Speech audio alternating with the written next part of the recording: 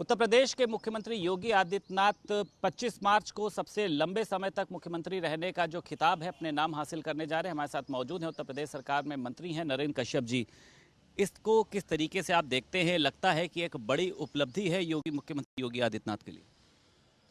उत्तर प्रदेश की राजनीति में स्थायित्व आया है। जब से उत्तर प्रदेश की सत्ता की बागडोर प्रदेश के यशस्वी माननीय मुख्यमंत्री जी श्री योगी आदित्यनाथ जी के हाथों में आई है, निश्चित राजनीति स्थिर हुई है, डेमोक्रेसी हेल्दी हुई है और सबसे लंबे समय तक उत्तर प्रदेश में मुख्यमंत्री रहने का भी एक बड़ा खिताब माननीय मुख्यमंत्री जी के नाम ऑलरेडी हो चुका है। मैं समझता हूं कि उत्तर प्रदेश के लिए, राजनीति के लिए बहुत अच्छा संकेत और साइन है। अच्छा, ये बताइए, अखंड रामायण पाठ से विपक्षियों के खेमे में खलबली क्यों मची है? लगता है आपको इस फैसले का स्वागत करना चाहिए? अखंड रामायण पाठ होना ये सनातन संस्कृति की को हेल्दी करने के लिए एक बहुत बड़ी शुरुआत माननीय मुख्यमंत्री जी ने की है।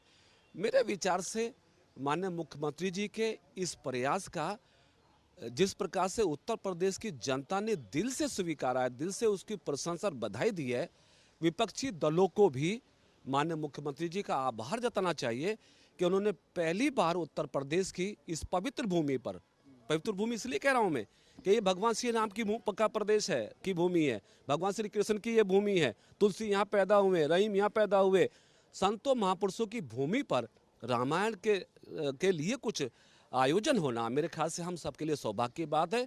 विरोधियों को विरोध छोड़कर कभी कभी सरकार के अच्छे कामों के साथ खड़ा होना चाहिए। लोकसभा चुनाव की क्या तैयारियां हैं आप लोगों की? क्योंकि एक बड़ी चुनौती भी है, विपक्ष भी जिस तरीके से लगातार हमलावर है, आप लोगों की तरफ से भी कई तरीके की शुरुआत की जाए। लोकसभा के चुनाव में जब से आजमगढ़ और रामपुर में भारतीय जनता पार्टी का कमल प्रचंडता के साथ खिला है, अब इस बात को कहने में मेरे ख्याल से कोई अतिशयोक्ति नहीं होगी कि अब की बार उत्तर प्रदेश में 80 के पार यानी 80 के 80 भी हम जीतें तो ये अतिशयोक्ति नहीं होगी। मैं समझता हूं कि भारतीय जनता पार्टी सभी 80 सीटों को जीतने का लक्ष्य लेकर चुनाव के मैदान में है। चुनाव का हालांकि जो मामला है कोर्ट पे है, 24 मार्च को इस पर सुनवाई होगी और आपकी तरफ से कहा जा रहा है कि 27% आरक्षण जो है वो मिलना चाहिए। अब आप इसको कैसे देख रहे हैं?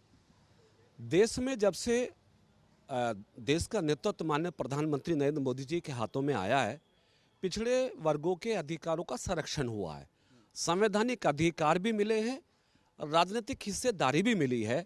उत्तर प्रदेश के नगरीय निकाय के चुनाव में पहले भी प्रदेश के माननीय मुख्यमंत्री जी ने पिछड़े वर्गों को 27% रिजर्वेशन का पूरा प्रबंध करते हुए चुनाव की घोषणा की थी। और अब भी जो सर्वोच्च न्यायालय के निर्णय के बाद जो उत्तर प्रदेश सरकार को निर्देश मिलेगा, अभी भी हमारी सरकार का निश्चित मत है, विचार है, संवैधानिक मैं समझता हूँ बाध्यताएं भी हैं कि हमारी सरकार उत्तर प्रदेश में पिछड़े वर्गों के संवैधानिक अधिकार को, आरक्षण के अधिकार को 100% दिलाकर अपने दायित्व का निर्वहन करेगी।